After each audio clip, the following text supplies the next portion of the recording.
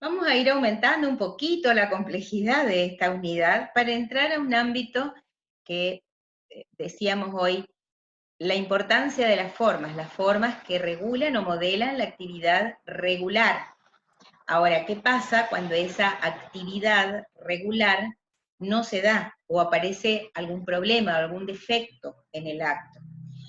Nuevamente, tenemos como aparecen entonces las sanciones procesales. Dentro de los modelos clásicos, es decir, diríamos, podemos hablar de dos tipos de sanciones que tienen a su vez variables.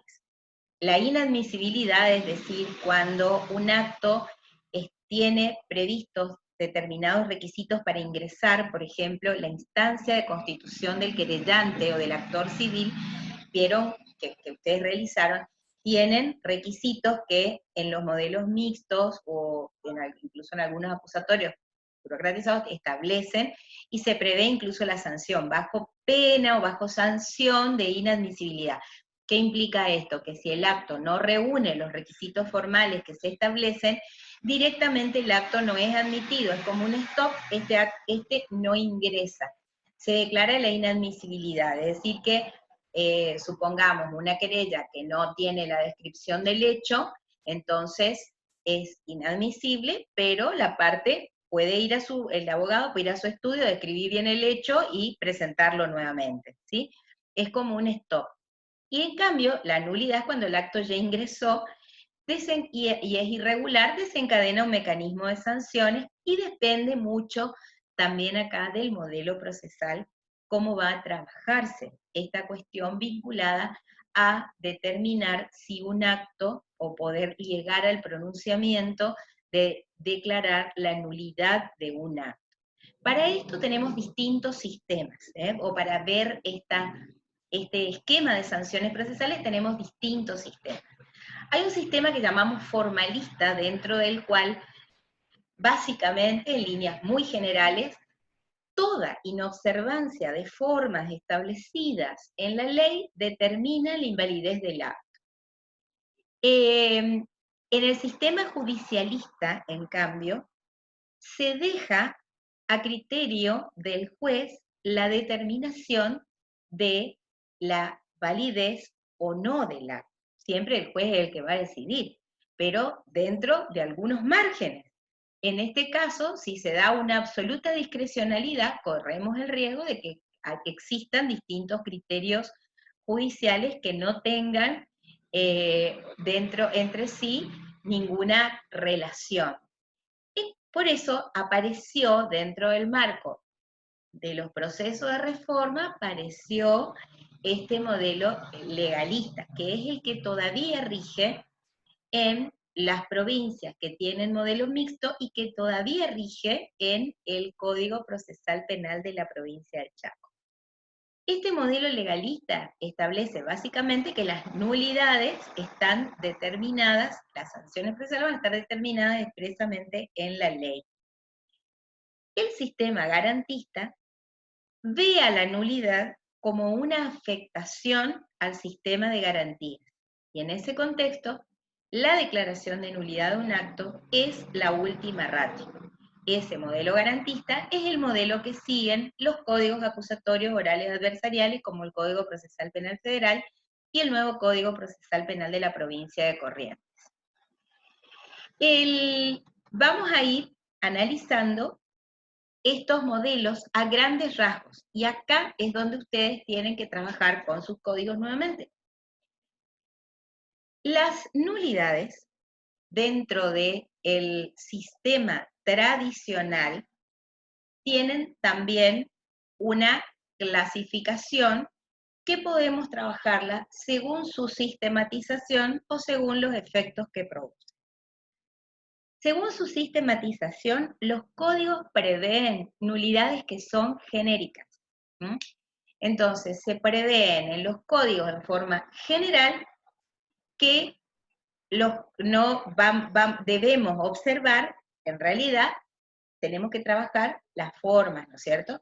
Entonces, ¿cuándo vamos a tener nulidades genéricas? Cuando hay una afectación a la integración o constitución del tribunal, por ejemplo, estos están establecidos en forma categórica y van a ver cómo siguen los órdenes o diríamos, la intervención de los sujetos, ¿sí? Por ejemplo, ahí está en juego la garantía del juez natural, ¿sí? El juez natural, competente, independiente e imparcial. Pero fundamentalmente la garantía del juez natural, porque habla de la constitución del tribunal. Luego, la intervención del Ministerio Público, de la víctima. Aquí los códigos tienen diferentes variables que van a hacer ustedes, van a identificar en sus códigos dónde está arreglada, en qué normas están regladas estas nulidades genéricas. Y van a ver que algunos códigos tienen más incisos que otros. El código de Chaco, por ejemplo, es más detallista, pero básicamente, y todos tienen como denominador común, estos tres niveles, ¿sí? La constitución del tribunal, la intervención del Ministerio Público Fiscal y del imputado y su defensor. Estos tres niveles que son esenciales y que están vinculados con los sujetos del proceso y con el modo de actuación de los sujetos del proceso. Dentro de este sistema hay estas nulidades que decíamos genéricas y otras que son específicas. Las específicas están regladas en normas particulares, en particular. Por ejemplo, el requerimiento de elevación de la causa a juicio debe contener bajo pena de nulidad. Entonces la misma ley establece la sanción, la pena de nulidad. Entonces, esa es una nulidad específica.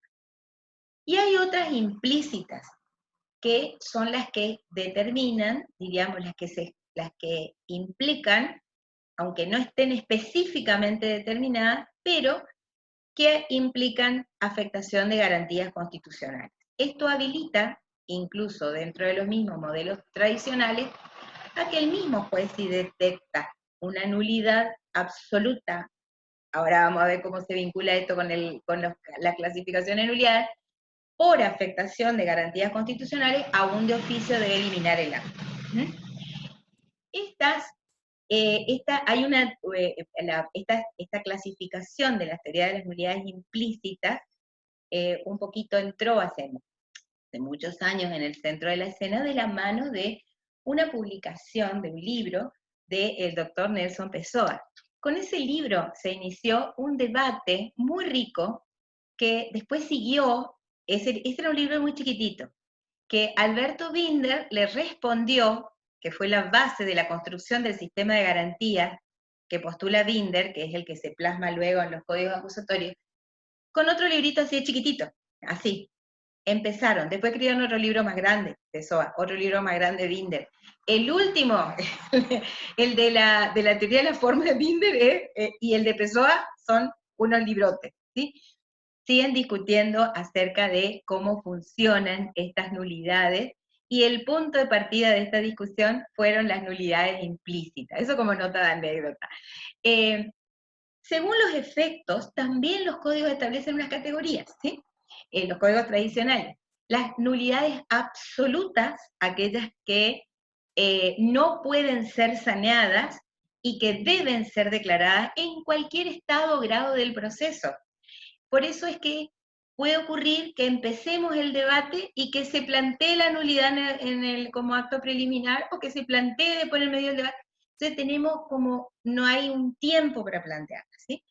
Siempre estas se pueden plantear en cualquier estado o grado del proceso y el juez puede declarar aún de oficio.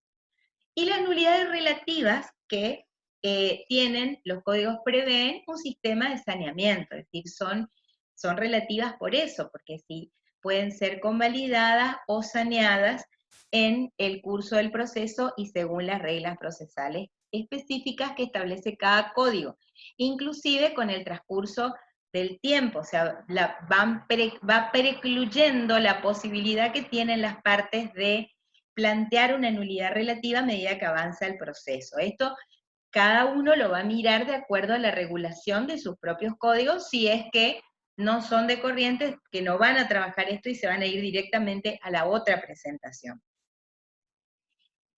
En el modelo tradicional, las nulidades se presentan por escrito y se establece este mecanismo que decía que tiene relación con las nulidades absolutas y relativas respecto de la oportunidad, ¿sí? Para promover o interponer una nulidad relativa, tenemos que tener en cuenta la oportunidad procesal que el código establece. Y eso tiene un trámite de incidente, un trámite que se realiza por escrito, ¿sí? De la parte que plantea, hay que correr vista a la otra parte tiene su tiempo para responder, también por escrito, entra al juzgado, el juez revisa, pasa a su relator, el relator hace el proyecto, el juez corrige, sale a resolución por escrito, como no hay tiempo, a veces esto se puede demorar. Entonces, esto sigue, nuevamente, mantiene la cultura del trámite y la burocracia que señalábamos como el eje de la actividad procesal de los modelos escritos. Cuando se declara la nulidad de un acto, la nulidad de ese acto acarrea la nulidad de todos los actos consecutivos que de él dependan. Esto por la teoría, es una aplicación, una derivación de la teoría del fruto del árbol venenoso, que vamos a ver también se da en el otro contexto. Entonces, allí en el modelo tradicional, todo por escrito. Dentro del modelo garantista, la cuestión es mucho más sencilla, porque la nulidad va a ser la última ratio y solo voy a declarar o voy a pensar en la declaración de nulidad cuando hay una afectación a principios constitucionales. Entonces, la nulidad tiene en el modelo garantista un anclaje en el sistema constitucional, tiene una base constitucional. Se produce dentro de este sistema de nulidades un verdadero cambio de paradigma. Primero porque se destierra ese principio de nulidad, de la nulidad por la nulidad misma, que generó lo que en su momento, cuando escribíamos la exposición de motivos ya del proyecto del 2004 del Código Procesal Penal para la Corriente, hablábamos del festival de nulidades, la cantidad de incidencias que se dan por planteos de nulidades. La nulidad nunca se declara en favor de la ley, sino en función de un interés concreto que hubiera sido dañado. A partir de esa idea, comenzó a cerrarse un poquito ese festival de nulidades que antes era el común denominador. Se quiebra con este sistema el formalismo y la burocracia. Solamente voy a pensar en una declaración de nulidad cuando hay una concreta afectación de garantía, ni siquiera cuando hay una hipotética, sino concreta afectación de garantías, y aparece el predominio de los modos de sanear o convalidar el acto. Es decir, si el acto tiene un defecto, tenemos que sanearlo o convalidarlo para que el acto respete y se amolde a esas reglas del juego, sea formalmente válido, pero ese saneamiento o la convalidación son las primeras respuestas que genera el sistema. Y queda la declaración de nulidad como última ratio, solo cuando sea necesario restablecer un principio constitucional que fue lesionado. Entonces, dentro de este marco, se abandonan todas esas clasificaciones de nulidad absoluta, relativa, de cuándo, de cómo. La nulidad tiene una base constitucional.